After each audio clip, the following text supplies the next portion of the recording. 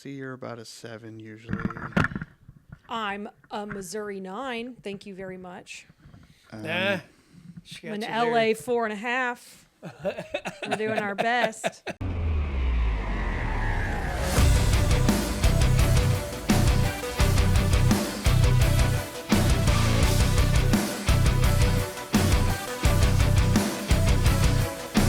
Welcome back to more Artistry Unearthed. We are Cryptic Tattoo and Social Gallery here in Springfield, Missouri.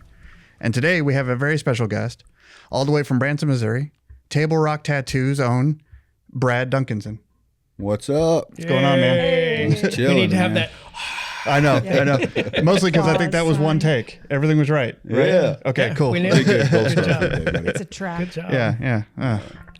So it's awesome to have you, man. Thank you so much for being here. Yeah, absolutely. I know it's a little bit of a trip. Not only that, but like Springfield got hit with a pseudo tornado. We don't know yet. Whatever it is, most of the trees in Springfield throughout certain areas got kind of wrecked. And I don't know if you were on the road when they hit. Yeah, we were on the road coming up. We stopped in Nixa and had some breakfast, but it was just rain. We didn't see a whole lot. Hit bad too. Nixa got smacked. Yeah, it did. Yeah, it was raining, but I don't know. I drive a pretty big truck, so I wasn't really worried about it. Our pod crypt is the only place in Springfield with electricity right now. We're using it all for this podcast. It was Yeah. meant to be. We got 3 bathrooms, a shower. Yeah, We got it all, and the internet. A bearded dragon. We thought, well, most of our neighborhoods are destroyed right now. What do we do? Let's just go in and record a podcast. So it was awesome that you made it, man. Thank you so much. Yeah. It was very cool.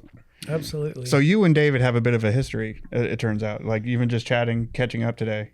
Well, we didn't even know we had a history. That his stepson and my first cousin's daughter are married, and I had no idea. I knew that when we were at the Invitational at the Lake of the Ozarks. I'm from the Lake of the Ozarks, from that area. Yeah. So I wanted to do that show specifically. I told Joe and Anna, like, hey, I want to go do that show. Right. And then so I had seen Dave there, and I'm familiar with his work just by checking out other artists in the area. And so I went up, I did meet him, and then, he was like, hey, do you know Jamie? And I'm like, Jamie? I'm like, yeah, that's my cousin. Right on. We didn't know that, we're kind of halfway fucking connected there. Yeah. So. That's pretty cool. I know Small you guys were world, talking right? out front while we were setting up, and it's like, man, we're going to have to go back over all of this, but This is Missouri nonsense. yeah. Everybody's married to your cousin if you're Yeah. far enough down the line. I was gone for a real long time, so I didn't really know when a lot of the artists that I was familiar with when I had left and went to Arizona, weren't even around when I came back, and so I had to get to kind of know everybody again and do my own research through social media and find out who was who and who was doing what now. And because when I left, from the Lake of the Ozarks, it was Jared Yarber and Jay Borg and Leo and Dr. Dave and Dr. Dave. Big Jim Rupel and Tattoo Ted and all the rest of them that was there. That was like our kind of like group of people, and I was one of Big Jim Rupel. They used to call him the Michelangelo of the Midwest. He wrote all of the regulations in Cole County and Jeff City for the tattooing board and everything else that was up there. Jim was like, he's the one that apprenticed Dr. Dave and Jared and Leo and everybody, the whole conglomerate of tattoo artists that are there from 20 years ago. That I'm familiar with, you know what I mean? Yeah. When Jim passed away, it was a big thing I remember when he passed away. Yeah, that was a big deal. It was a very big deal. And, I was in Arizona when that happened. I didn't get to come home for that. And that really bothered me a lot, because if it wasn't for Jim Rupel and Wild West Tattoos and Lakeside Tattoo, a lot of us that are tattooing today or have been tattooing 20 years or more, wouldn't be around today. So that's a tight knit family. Yeah, very much so. Because you go back to Dr. Dave, and then that's ties to R.J. Rossini and the Derek. Gypsy Tour, and you get in with Milligan and Jay Junker Funk, and the list is like extremely long of the before tattooing actually hit its mainstream stride of tattooing what it is today, or even what it was 10 years ago was not how it was when I started tattooing. Yeah, You know what I mean? let's go back to let's go back in time here for a minute. Like, how long have you been tattooing? I've been tattooing. I walked into Lakeside Tattoo that Jim owned in probably 2003, 4. I was about 16 when I went in there, and I had got my first professional tattoo from Jared Yarber. And I drew my tattoo on the back of a release form because back then what we had was, a lot. It was all Cherry Creek, man. It was all fucking Cherry Creek Flash, bro. You know what I mean? It was all. That's what it was. You had a lot of Norman Collins that was still, and Sailor Jerry that was still up. You know what I mean? And it was the age of a Flash, of Cherry Creek Flash. It was right at the edge of that, like when Tattoo.biz and all that stuff was just coming, to the forefront of what tattooing was then. So all the Flash and stuff that they had back then, you know what I mean? I looked through it all and I'm like, I don't want any of this.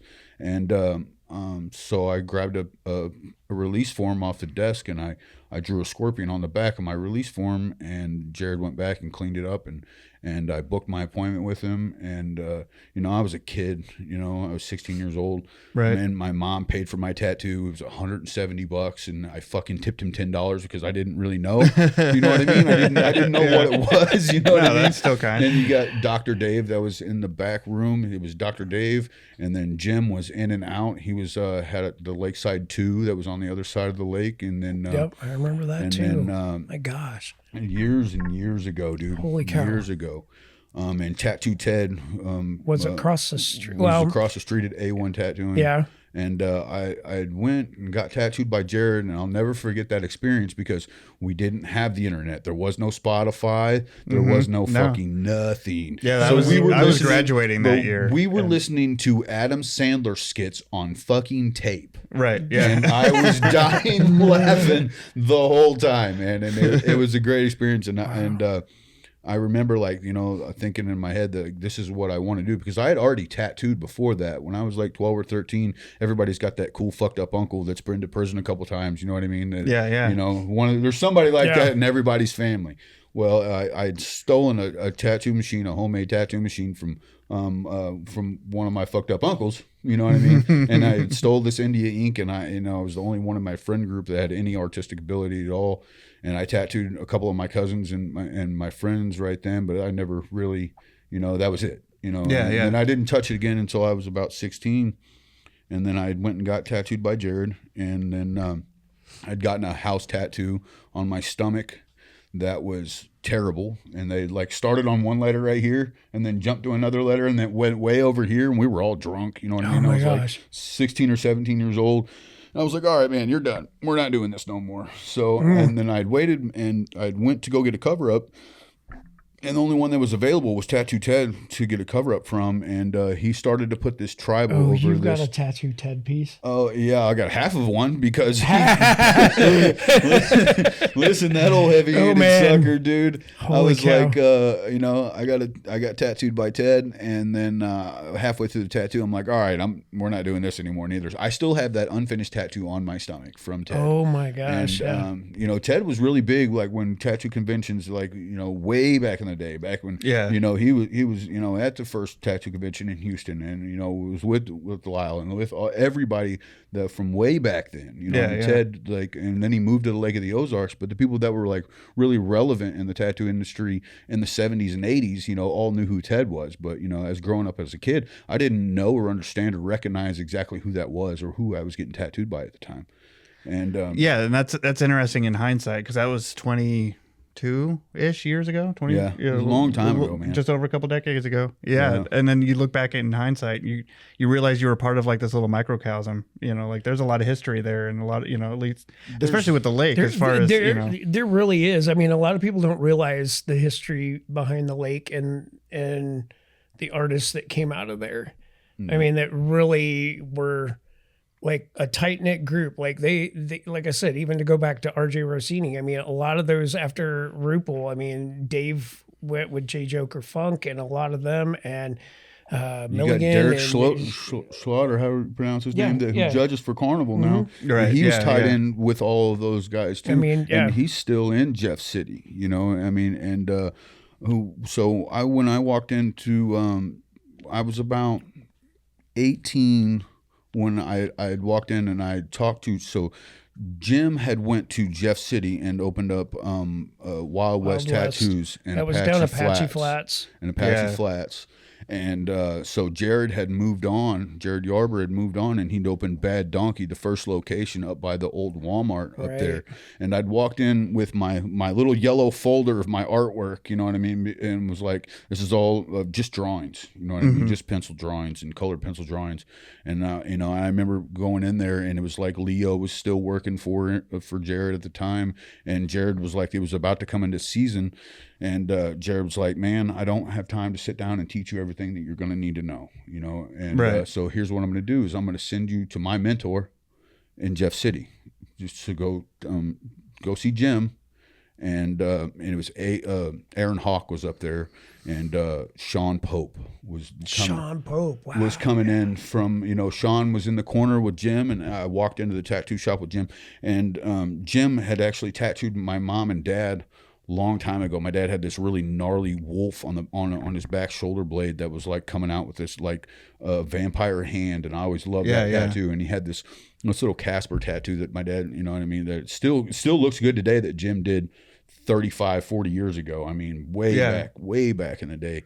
And so I walked in, and Jim knew who I was because he knew my mom and dad. You know, he'd been tattooing them forever. So automatically I had that in with Jim, and plus Jared had sent me up there.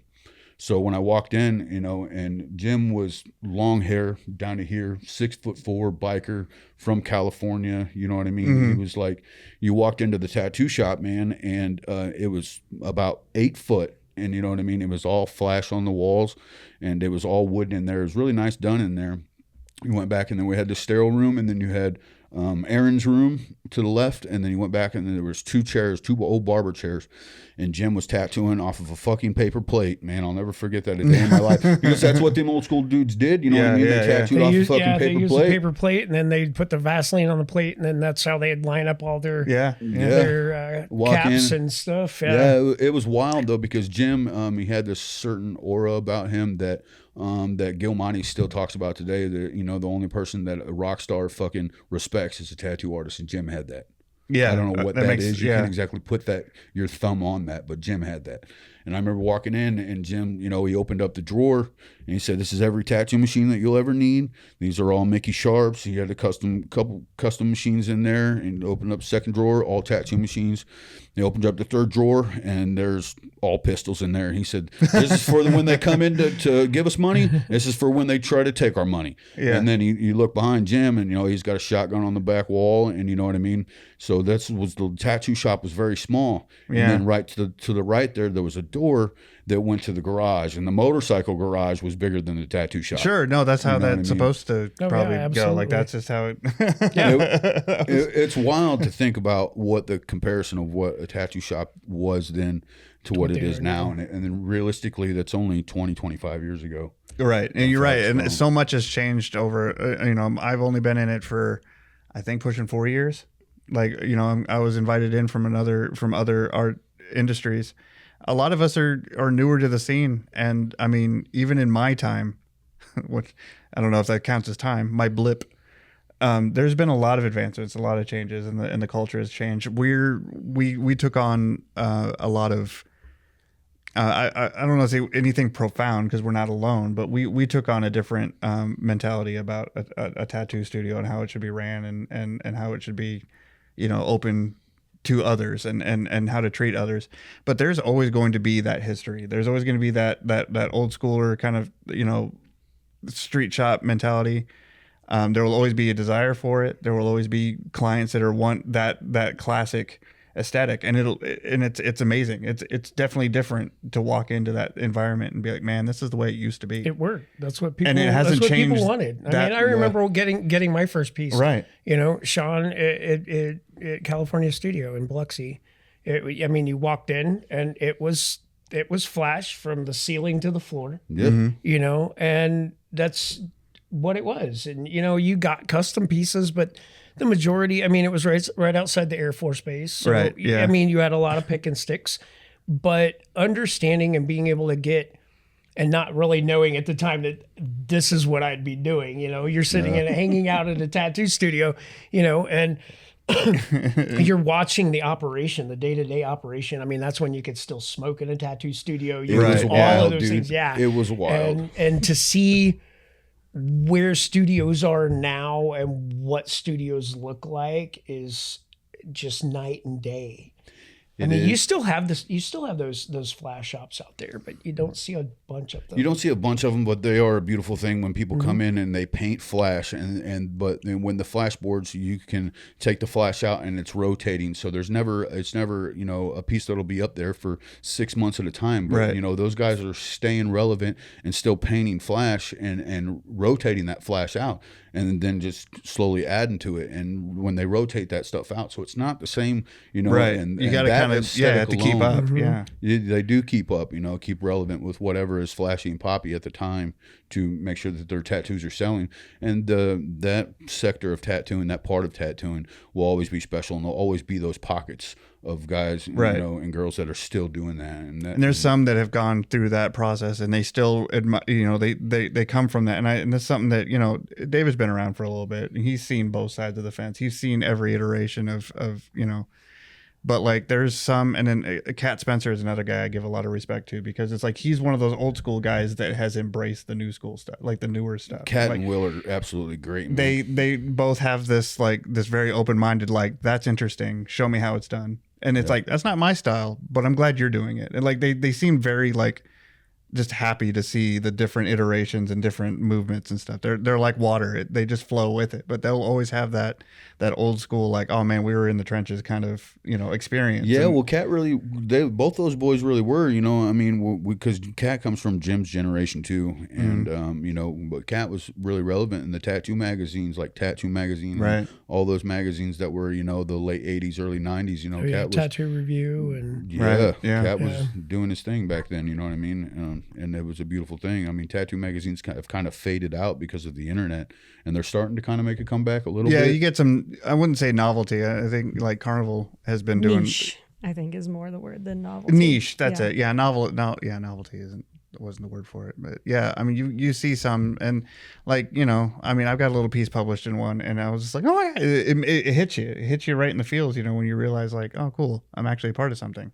And I don't know, something that I've been really happy with Joe is, and Anna, is that everything, they have a community, and they have like almost, it's like they're it's a yearbook. It's a really cool newsletter. Yeah. Like, and it's, it's next level stuff. So, I mean, I don't think print is dead. But they're, the outreach of it has grown substantially, because now they're pulling artists from all over the country, which is amazing. The to last see. issue, so many of them were. That's how I remember the magazines. You got it when you open that thing up. Granted, you had your everyday heavy hitters that you would see. You would see Bob in there. You would see Paul Booth and Tom, as we were talking earlier, Tom Renshaw. You'd see pieces like that, and those were the ones that always made me ooh and ah. But you would also get that huge dose of artists that were from everywhere that you had no clue who they were, and it was amazing to sit and watch. A lot of those people, come up in the industry, and now there's something, to be said about them. Well, Joe and Anna have done a really good job, and Morgan Tucker, she's done a really good job of spotlighting artists that are up and coming, and are they are giving people a chance to get their name out there, and that can never be discounted because the days that me and him know and talk about that we're talking about now, 20 years from now, somebody else is going to be talking about these. This. Right, yeah. Yeah, what we're doing. What is that going to look absolutely. like? Yeah, what's weird. that going to look like? You know what I mean? Remember when human beings had to do it? We couldn't just put our arm in a machine and they just laser printed everything? That whole next generation of artists. Starship Troopers had it figured out. I was telling her earlier that the only time we didn't have the internet That wasn't, it was, we had Right. it, but here's the thing is, you know, there was a letter and number coded on the flash, you know what I mean? It was like B7 and go to the fucking box, go to the file like cabinet. a bingo card. Like and card hope catalog. hope Yeah. and pray that the design is in was the in fucking there. box, so you don't have to peel off that frame off Right. the wall and do it. The only And- time we ever yep. got on the internet was to fucking find a perfect star to trace or to look at some lettering, dude. And you know, Right. what I mean? Yeah, like fonts. one little laptop up front, you know what I mean? Right. That, you know, and it looked really nice, you know what I mean, for what it was at the time, and like, you know. But that The was file all cabinet it of was. flash sheets. Yeah, you had That's a- what it was, a like Dewey- white yeah. sheets. It was like a Dewey Oh, Decimal man. System of It yeah, was little literally, card yeah. You catalog go of- to the file cabinet. You found the number on the wall, and then you would go to the file cabinet, open it up, you'd find that, and then inside that individual folder was that whole set of line sheets. And then you that's just what hope that your coworkers are better at putting away the flash designs when they're Absolutely. done than they Yes. are at putting away the Yes. scissors. Or you're- Because yeah, or nobody you're- puts away the scissors. Yeah. So you better hope. Dude, you gotta go like 5 files back just to make sure that it's not Yeah. in one, or 5 files forward Right. to make sure it's not in one. So you know, it takes. Oh my a minute God, to- those were Flipped the it upside days. down and thought Holy it was cow. he thought it was Yeah. P1 instead of like I6 or something, and now it's in the wrong. Yeah, it was yeah. a wild situation, man. Wow. So- Okay, so that took you from from the Midwest. You mentioned that then you went to Arizona, right? So I tattooed my cousin actually. When he went to the military, he had bought a set of Superior Vipers from Superior Tattoo Supply in Phoenix, Arizona. It's not even there anymore.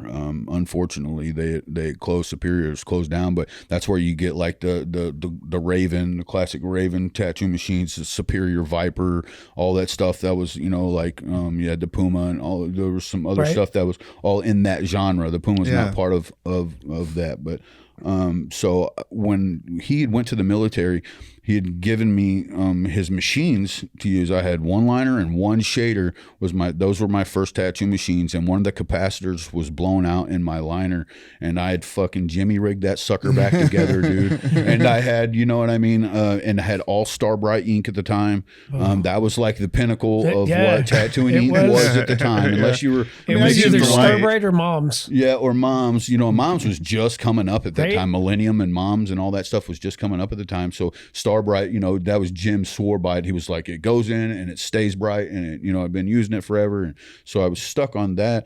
And so I had those two machines, and I'd used those machines, and then I had ordered a few machines out of the back of a tattoo magazine, you know what I mean? And it come from some dumbass site, you know what I mean? And I remember waiting at the mailbox, dude, for like 6 weeks in a row, like trying to, like, my fucking tattoo machines are going to be here today, you know? And, you know, and that was a wild thing. But now you just get on Amazon and it'll fucking be here the next day, or, you know, you order from Bishop, or you order from wherever, you know, you have all the Right. tattoo pens and all that shit. So yeah, I tattooed there, and I ended up going to prison. So I went to Jim's, and I was a real knucklehead when I was young. You know what I mean? And I grew up, you know, late 90s, early 2000s.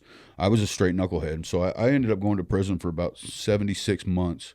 And but all of my friends and family from the Eldon and Lake area and all that shit, well, a lot of them were in and out. So when I had got to the penitentiary, you know, they knew that I was coming. So as soon as I got to diagnostics, I had, you know, a motor waiting on me. And I'd never tattooed with a fucking prison tattoo machine Right, in my yeah, life. yeah, Or yeah. I did like once when I was really young, but then it was Right, like, yeah. so I really didn't have an idea of what I was doing when I got to prison. And they were like, we know Were you you tattoo. licensed when you went? I in? was not licensed. So you were when still I went. apprenticing? I was still apprenticing Okay. under Jim, and I was trying to make that ride back and forth from Eldon to Jeff City every day, and it got to be a lot. And then I got caught up in a That's bunch of tough. drugs, and you know, it was the fucking late 90s, man, early 2000s. You know what I mean? Drugs were it was bad. It was like, you know, in mid Missouri. You know, it was crazy.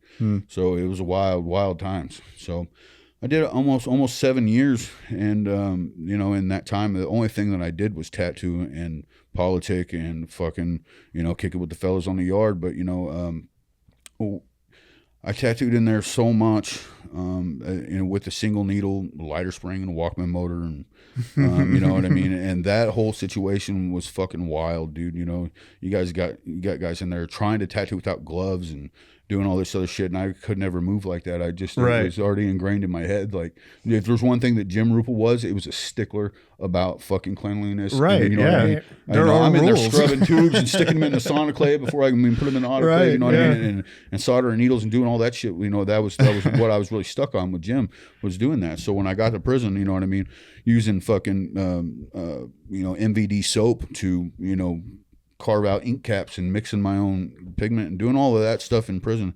You know, that was a wild time. I have a prison tattoo machine tattooed on my hand that says "My Escape," with the violation for, you know, instrument for tattooing or piercing, which is a 16.2 is the violation. You know, I got 19 of them bitches. You need one more. You need one more, and you'd get a free sandwich. 19 of them, dude. You know, I tattooed in the hole in there for fucking like 9 months one time, and and police were getting so mad at me because the people were coming in with no tattoos and they were leaving with half sleeves and that's you know what I They're mean? coming from somewhere. They were getting so fucking mad, dude. It's a fucking common hated story, me. though. Yeah, That's they called me, you know. they call me Little Red, Poquito Rojo. You know? And, you know, by the end of it, they didn't bother me because, you know, there was a difference between when I was tattooing and everybody else was tattooing. You know, even the white shirts and stuff at the time, Martinez and all the rest of them would be like, "Red, man, just listen, dude. Just keep your boys and tell them, you know, when they come to the gym, put a fucking shirt on, dude. Just, you know." And they didn't bother me at the end of it. You know, a lot of the times the police, you know, they come in and we knew when they were coming in because they would hit the speaker, Right, yeah. and let me know that they were coming. You know, they didn't bother me. I didn't bother nobody. You know, I just fucking tattooed and did my thing. And so when I came home in 2013, I went out to Arizona and I hadn't had a real tattoo machine in my hand at that time. And at that time, you know, like the machines that were really big were the Bishop V6. Right. And you know, the pins weren't really that relevant at Right. that time. Mm-hmm. So I went straight back to coil machine. I ordered a couple Mickey Sharps and I went right back to doing what I was doing. You know, the old gold, the dials. You know, you can't beat a good Mickey Sharp. There's no way. Right. No, you're absolutely correct. Yeah. So, and then, but you know, everything was going disposable and all this shit. So I had a really learning curve when I came home to do that. Yeah. It was A lot wild. happened. Oh, that in was 7 years. that was a serious curveball. It was a fucking wild. Man. Yeah, it was wild, dude. So that was in 2013, and I went and worked for another shop, and I had worked a regular job from 6 a.m. until noon, and then from 1 until 10 o'clock every night, I drove 30 miles to go tattoo at a shop out there just to kind of get my feet underneath me and figure out where I belonged in the industry in Arizona. And, you know, and it was a wild times out there too, because there wasn't no licensing. There was no bloodborne pathogens. You know, Arizona was the Wild West of tattooing. So there was an exception in Arizona. We learned that about Colorado too. I guess currently, like everywhere but Denver. Was it Denver or Boulder? I think it was Denver. I think it was Denver. Denver's Yeah, the only there's places no you have to be licensing setup. licensed. So you established yourself, like so your apprenticeship was interrupted by serving time, and then when you got out, you went to an area that didn't have those licensing or anything. So how many years were you working? Were you an active like learning / tattoo artist? Oh man, from my daughter, it will be 18 this year, and so I've been tattooing a year before she was born. So it was. So this time period was, you had probably what, like a few years of. Oh, I got well over. I didn't start professionally, like in a shop, day-to-day tattooing until 2013. Okay, I guess that's the question. That's a better way of putting it. Yeah. So it was 2013. And so when I was out there, I went and worked for a place called Skin Deep Studios. And well, what I did first was I went to the Body Art Expo, which was kind of a big show back then. Okay. And I brought in a portfolio of all the drawings and stuff that I had accumulated, portraits of my kids.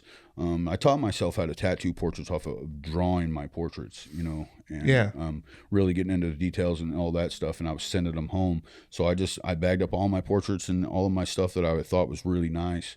And I took it to the Body Art Expo and I tried to get a job, you know, an apprenticeship, whatever I could, to try to figure that out right then.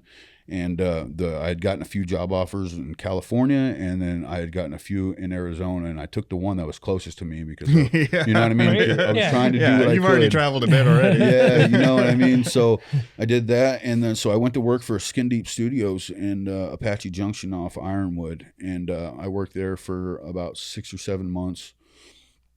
And you know, they were just doing cheap tattoos here and there, and they just it wasn't what I was looking for specifically. So I went and did a guest spot at Titan Tattoo off Dobson and Baseline in Mesa, and I ended up working there with Shane and Braden Crawford and Sean Williams, and I just couldn't find my spot. And Arizona was so pliable about who was doing what. So I was one of those guys who was like, all right, man, I'm done fucking with you guys. I'm just going to open my own shop and not have anybody do whatever.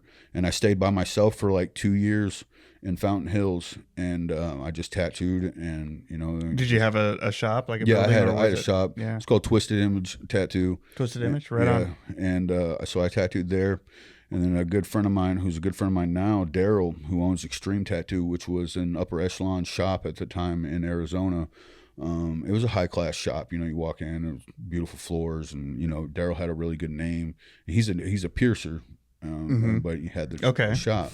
But he was also doing big events like Arizona Bike Week and you know, doing conventions and doing stuff. He's doing the stuff that I wanted to do that I wasn't able to do on my own. So I went with Daryl. And I closed my shop to go work for Daryl to go do Arizona Bike Week, which was great. You know what I mean? We went out there, we packed in the trailer, we tattooed for 5 days at a time, you know, and I got to tattoo next to ZZ Top and Alice Cooper and Brett Michaels and Korn and Saliva. And it was a good group. We did that for 4 years in a row.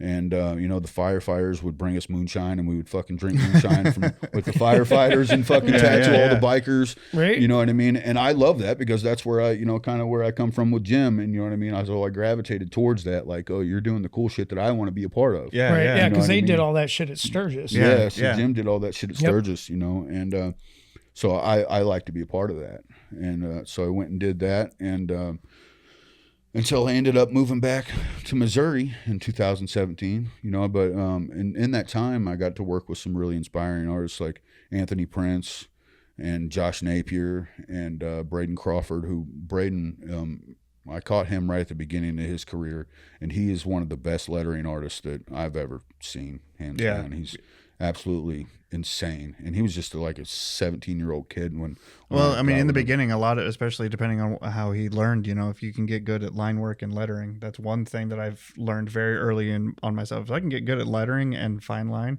and just like, you know, and line work, you'll be all right. Like you'll have work, you know, if you can get good at those things. And some kids, man, I thought my lettering was good. I'm a graphic designer. I work in vector. I like clean and neat, but there's sometimes I don't like lettering. I mean, I don't like lettering at all. I don't like lettering so much. I mean, I wouldn't say, it's just that that's just where I come from. It's, you know, it's like everything needs to be clean and neat. I mean, you know, working with animation and vector and everything, it's just like, keep it clean, keep it neat, keep it simple. And there's some kids that are out there. I'm like, wow, letters look amazing. Like how like, it's like, I don't think I couldn't S that S any harder, and yet you still got it. Like, yeah, he's on Instagram at Bees Tattoo, and Braden's he's absolutely insane, and I got to watch him from the beginning of his tattooing, and where he is today it'll blow your freaking mind, dude. Right. So that's so cool.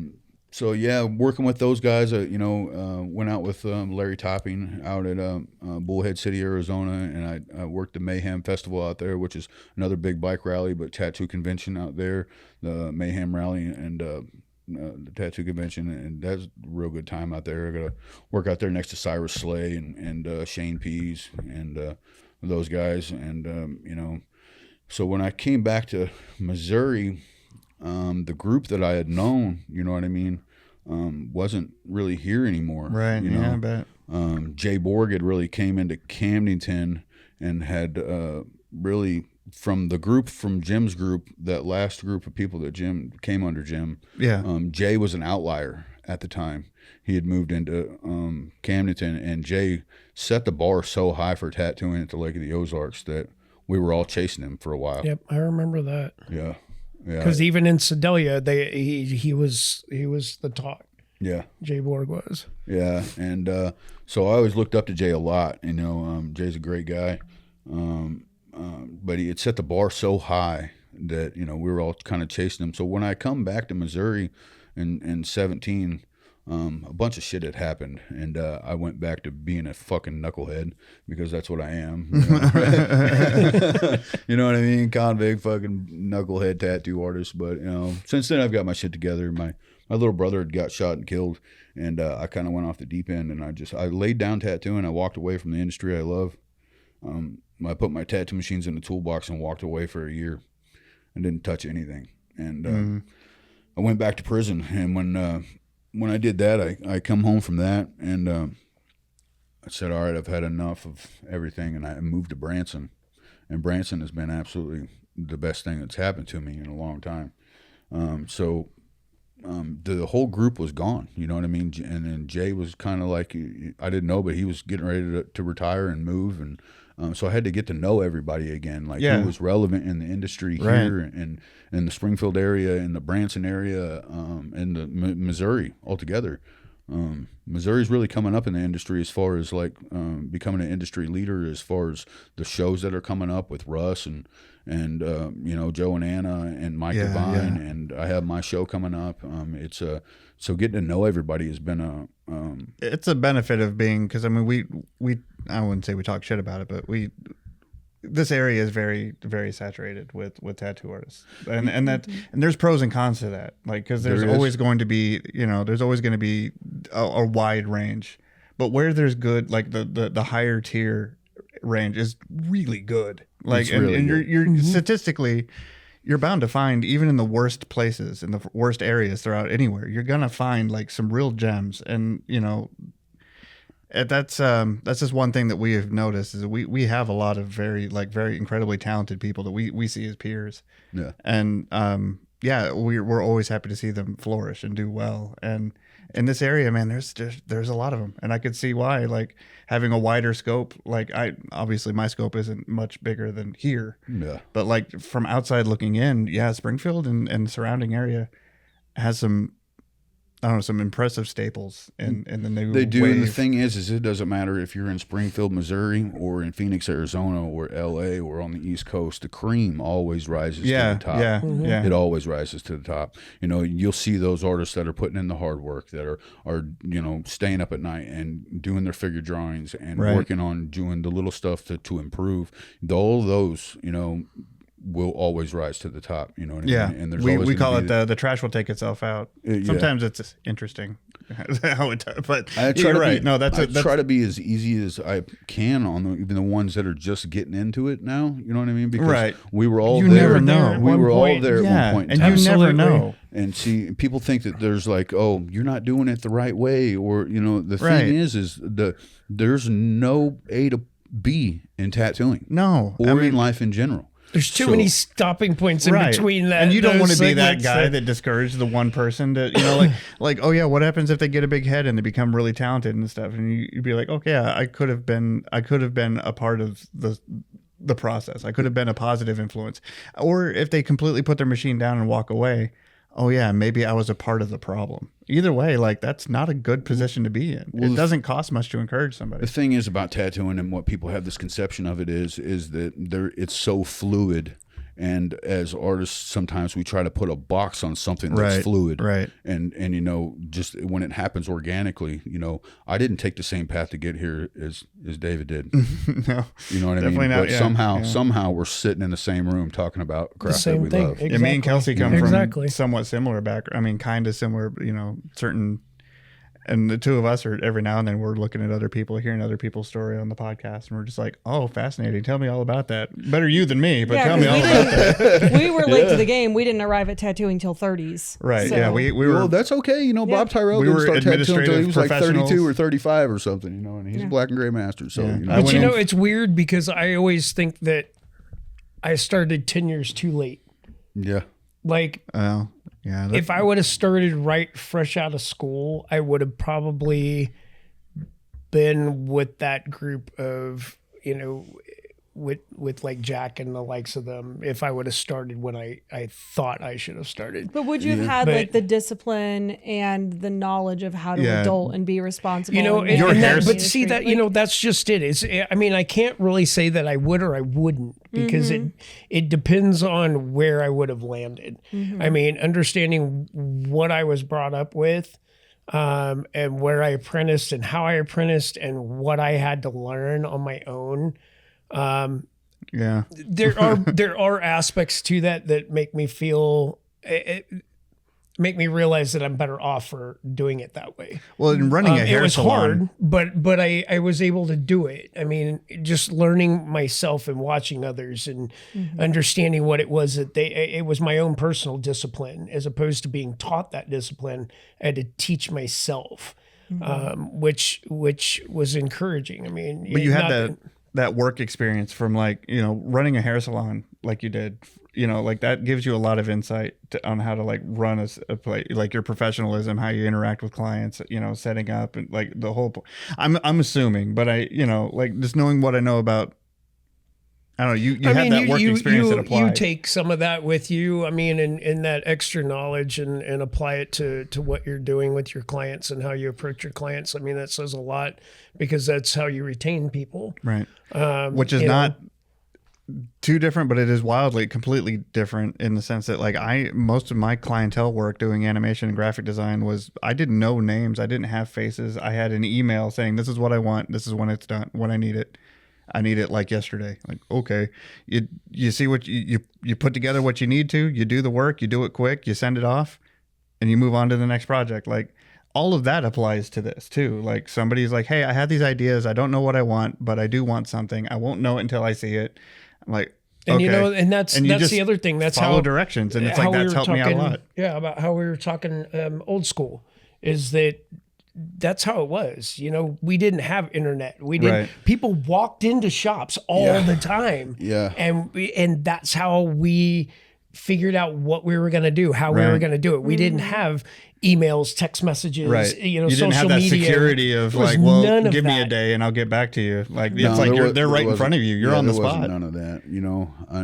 But man, so my clientele base was so dramatically different from before I left and when I came home that, you know, I mean, let's be honest, you know, I was tattooing through fucking race riots and being in the mix of shit, tattooing pretty much all gang members, you know, whether it was the white boys or the fucking whatever it was.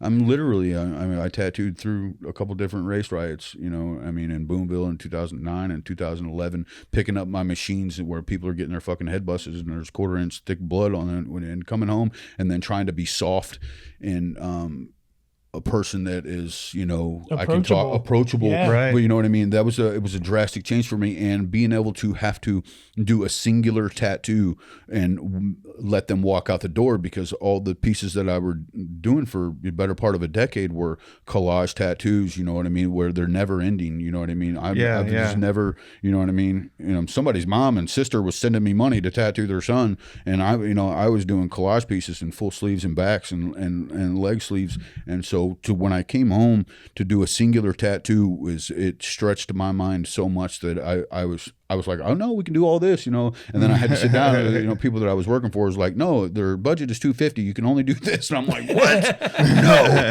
that's not happening. I'm fucking doing this. And, you're like, where's $250 get you like, yeah, you know what I mean? From like, no, you know. So that was a big thing. So one of my biggest influences was Freddie Negretti. You know what I mean? Because he was doing fine line black and gray, come from prison and doing this, and he'd made a name for himself. So you know, and I tried to really lean on that and look at those guys, Jack Rudy and Freddie Negretti, and you know, because they had walked the same path that I had.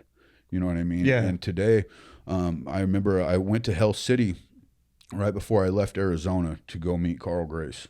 Because Carl had walked the same path that I had to get to where he was, and now, you know what I mean, he's sober, he's, you know, thriving, he's doing his thing, and I'm actually getting tattooed by him in July, and I'm pretty stoked. Shut up! Are you really? Yeah, absolutely, dude. I'm jealous of shit. Fuck, man. So I met Carl, and we were talking about our prison tattoos at the Biltmore in Phoenix, and he was like, "Well, you really lucked out and you're getting your tattoos in prison." I'm like, "Well, you know what I mean? I tattooed the whole time I was there, so I was only trading with the best of the best right. that I could find." So I was leaning on that. So trying to be approachable and coming into the industry now when it is like a lot of the girls that are coming in to get fine line stuff and the moms, the demographic has shifted and changed so much between biker culture and what the backdoor used to be. Yeah, we discovered that a lot. Of convicts and bikers and all this what tattooing used to be viewed as and what we've pushed it into in the last 20 years is the fine arts realm of the digital design and the iPads and you know what I mean? And people,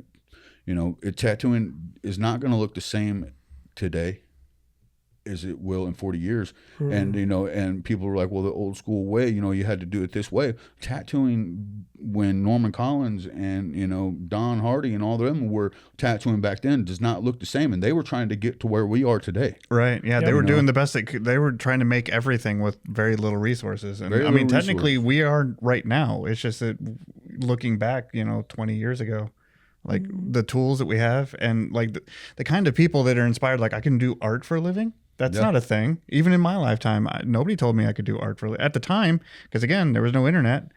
If I didn't go to California and work for Disney, I wasn't going to be an illustrator. If I lived in Bettendorf, Iowa, I had to go all the way to the complete opposite end of the country if I hoped to do anything that I cared about. I learned to draw so I can make video games and do animation. Yeah. It wasn't until I was in my 30s suffering from depression that it was even became a thing that you could learn on your own. Yeah. Because of computers and the internet. So I was like, I was more like late teens, early 20s. And you're right. Like there's this wave of like, oh, hey, this is a thing now. Or, hey, we have this thing. Maybe I could push it in this direction. Like, I like what you're doing. How do you do that? And then the culture also of it opening up. It wasn't so gatekept. Like, hey, look what I did. I did a thing. Like, that's cool. Show me the tricks. Yeah, here's what I know. Here's what I did. Oh, cool. I'm going to take that and do something with it. I'm going to do something. It used to be so hard to get an apprenticeship. I'm going to tell you right now that, so Jared did the same thing to me at first as that Jim did to him. So Jim would make you come back. He would tell you, no, I'm busy right now. And he would make you come back. And then by the third time, if you kept coming back, then that's a pretty common story. He would be like, no, man, come back in a month. I'm busy. And if you came back and you showed resilience and you actually came back, then he would let you in the door. Okay, you can do paperwork and do this, and we'll start you on an apprenticeship and we'll do that. But it was not just, hey, I'm gonna walk in and get an apprenticeship. That's just what it was. No, you had to find somebody that was willing to take the time to teach you to not only be an artist, but to be a good human being at the time. You know what I mean? And project the craft and what they have invested their life in to push on to the next. You know what I mean? And it's so what tattooing is today it's a beautiful thing, but we pushed it here. You know what I mean? Right. Well, and that's the thing. You laid the I mean, there's a lot of foundations being led to where it can be more open and more accepting and more like and fluid, more versatile. And that's I mean, and that opens the door for a lot of unwanted or questionable activity too. But like in the end, it's going to evolve. Yeah. And when you moved to Branson. So how did your licensing set up there? When you came back, you're like, did you have to go through like? I had to go through my apprenticeship, but I was already an established artist. Right. So I was curious about that. There's nothing that can walk in the door, whether it's a portrait, neo, how did that trad. process go? So I actually had went to work for one shop in Branson, and we didn't agree on how we treated human beings at all. So I had went to Buckle Up Tattoo, and there's an old tattooer there named Josh Hamill who's been tattooing for 30 years. You know what I mean? Josh has a heart of gold, just a good human being. And so I went under Josh's license and just tattooed, and he had pretty much stopped tattooing at the time, and I went under Josh's license and got my license and worked for those guys. How long did that take? It took like 2.5, 3 months to just get the license part of it out of the way. Yeah. But you know what I mean? I mean, you hit the state requirements within, and you had the experience. And yeah. So then when you opened your own shop, you have this experience from so many people from all these different states. And what were your priorities when you opened your shop? My priorities when I opened the shop. Like what kind of shop were you wanting to have that you were known for? Because I assume quality tattoos is one of the high points, but like what else? Like what was that made it worth going and opening your own place? I get very blessed. When I was tattooing at Buckle Up, there were some people that I was tattooing that are very well known in that area and are very good human beings. And they gave me an opportunity, and he said, God's blessed me 10 times over my life, and we're about to bless you too. Here's $100,000. Go open your dream shop. No kidding. Damn. Yeah. And that's a hell of a start. They own shit. They own about 7 or 8 restaurants here in Branson, and a construction company, and you cannot ever say enough about those humans. Those humans are the pinnacle of people that are willing to open their doors and their hearts and willing to. So good for you, man. That's badass. They heard my story. They know exactly who I was. They weren't walking into it blind. You know what I mean? I've been tattooing him and his daughters for a couple of years. Sure. And you know what I mean? They knew about my history and about all the prison and about all the things. And you know what I mean? But they knew that when I come to Branson, I came on a mission, because when I had come back from Arizona, people had this idea of me, of what I was supposed to be. I was supposed to be this light for them, you know what I mean, for the people that were still up here stuck in drug addiction and alcoholism, and people who've seen you on the internet, down here, have the kids in the house and in the shop and doing all the shows and doing all the things down there. They had this idea of what I was supposed to be. But when I came back, I was broken, because I just lost my mother and my kids, and my little brother just got murdered, and we were fighting a murder trial down there, doing all that. So I wasn't the person that I was supposed to be when I got back. So when I moved to Branson, I said, okay, this is enough. It's time to get back to who I am, to who I'm supposed to be. So I got sober, and I started teaching sobriety in Branson. I still do. As for the outreach programs down there, I still go in and teach a recovery class at least once a year, to be involved in that community down there. And so they had seen that part of me, and they knew who I was.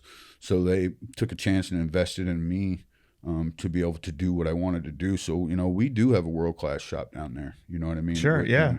And we're doing a lot of big things for that area coming up. And so my priority there is to just grow and cultivate an environment of growth, of artistry, real artists to come in and to grow together, to be together, and push it to the limits. Because you see all the fine arts artists that are starting to come into tattooing now, and it's a beautiful thing. And I do have a lot of experience from the past of, the old tattoo shops and the way things used to be, but to open my heart and my mind to what can be is a different and that's idea. a huge thing, man. It's a different idea. Bridge Much that respect gap. for that. Trying to bridge the gap of the community, because it is a very Christian-led place down there and stuff like that. But the demographic of people that are getting tattooed now, doctors, lawyers, teachers, nurses, all the stuff, all the people that are getting tattooed now, you know what I mean? And that's the environment that we cultivate at Table Rock Tattoo.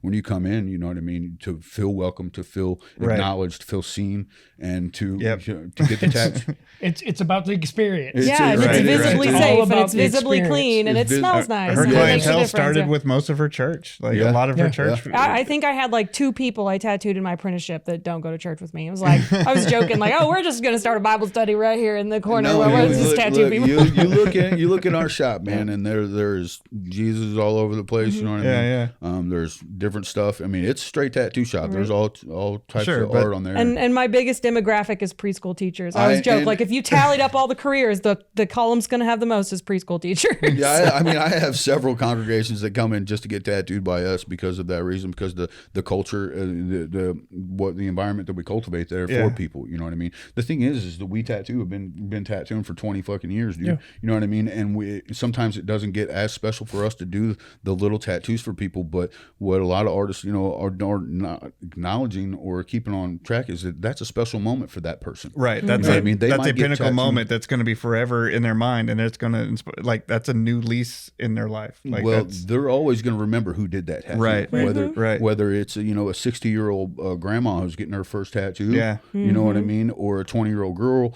or this kid's just fresh out of college. They're going to remember that experience. Right. You know what I mean? So.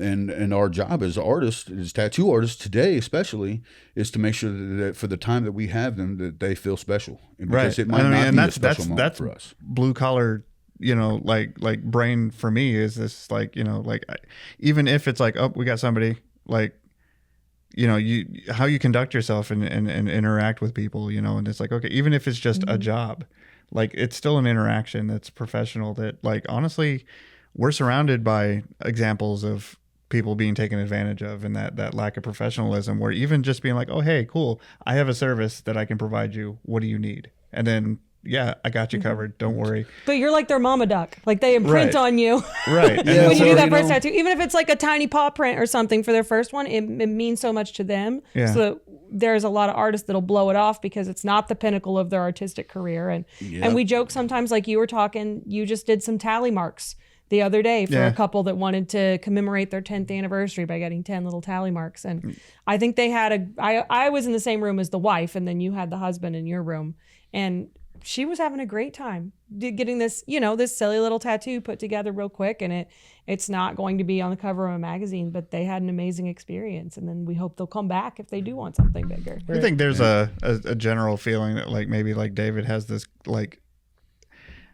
I wouldn't say a cloud or whatever, but where he has this reputation for being like because he's the cold, calculated one. He's watching from afar. He's the quiet, soft-spoken one, and he looks like a rock star. So everybody's just like, I don't know what he's thinking. He's like, he's just thinking. Leave him alone. So like, it's nothing for him though. For anybody with anything, like to see him roll up his sleeves and just interact and have like this a very heartfelt moment with like a client for the first time, or and it's like of all the things that he does, of all the awards that he's won, like it is nothing for him to do tally marks on a knee for a couple and walk away making friends, and it's like, and that was always something even before he was talking to me where we first started. That's something I always like. I knew that place ran heavily off of him. Yeah. Like I knew things like that are humbling. I mean, they keep you humble. You don't get that chance to have your head swell because you're still doing those little bangers, those little things that, just that tidbit of experience that you give them tends to radiate, and then like you said, they come back and they come back and they come back and they continue, and they bring their siblings and they bring their friend and they bring their grandma, and you're tattooing the whole family and then something. So that's one thing that if I can impress on the new generation of tattooers is that you never know the impact that you're going to have on somebody. You don't know what type of baggage that person's carrying, whether they're on top of the world or they're coming in to get an escape. The impact that you can have on somebody, it's like throwing a pebble into a pond. Those ripples just keep on going, and they will always remember that experience. You know what I mean? So yeah, man, that's awesome. You never know. So treat everyone with kindness and do the tattoo, whether it is an affinity symbol or a freaking portrait of their dog, or whatever it is. You know what I mean? It doesn't matter. It could be a silly ass tattoo. We call it therapy for a reason. It is for some people. It's the best therapy. Well, and that's not an FDA approved message. But. Well, man, it's been awesome chatting with you, and I mean, you have a really fascinating story, and again, thank you for taking the time and risking the elements. Yeah, to be wait, there's more. Before we wrap up, because we've got a whole convention to talk about. Yeah, you've got an event coming up. Well, that's what I was gonna say. I was gonna start going into like where can people find you and reach you and anything. That's happening. We've got he's got a convention next year that we got to talk about. Yeah, for sure. The show is going to be the Table Rock Tattoo Convention and Bike Show, and with the same group of people that helped me open the shop. I've come into a unique place in my life where I can do a show that I would want to attend, and like I said, I come from the bike background, and you know what I mean. I like that, so we got our official sponsors are going to be Harley Davidson, Renegade here in Springfield. They're going to come down, and the event is going to be October 9th through the 11th. Okay. Next year, 2026. We're going to be downtown on the landing at the Hilton Convention Center. You know what I mean? Branson's already a destination location for a lot of people to come down. You know what I mean? So I'm going to cultivate a show that, is for artists, by artists to come in, to create, have fun, and, get away, for a minute, go do some Silver Dollar City, get to enjoy the town of Branson. But the show that I, try to get the best artists that we possibly can to give my community a different look of tattooing, you know what I mean, and to give you guys a place to come and tattoo and create. I just want to give everybody an environment that the people that are going to walk away with like a fresh breath of fresh air, you know what I mean. Sure. Come in and it'll be great for Branson, you know what I mean. And Branson's growing; it's up and coming right now. Johnny Morse from Bass Pro is doing a lot of big shows out there and stuff. The show part of Branson is kind of like going off to the side a little bit, and then now the new generation is starting to come up. So I uniquely have this spot there to be able to help grow that. We got Mike Ballard's Full Throttle Saloon from Sturgis, who just opened a distillery right across from the Hilton of the Convention Center. So they're coming on as official sponsors too. So we got Mike Ballard, we got Harley Davidson. You know what I mean? We're going to do the bike show on Saturday. I'm raffling off a Harley Davidson, so you guys can come down and put in for that and have a chance to win a bike. One of the biggest things for me when I go to compete at shows is the awards. You know what I mean? And I want to, when the awards have love on them, you can tell.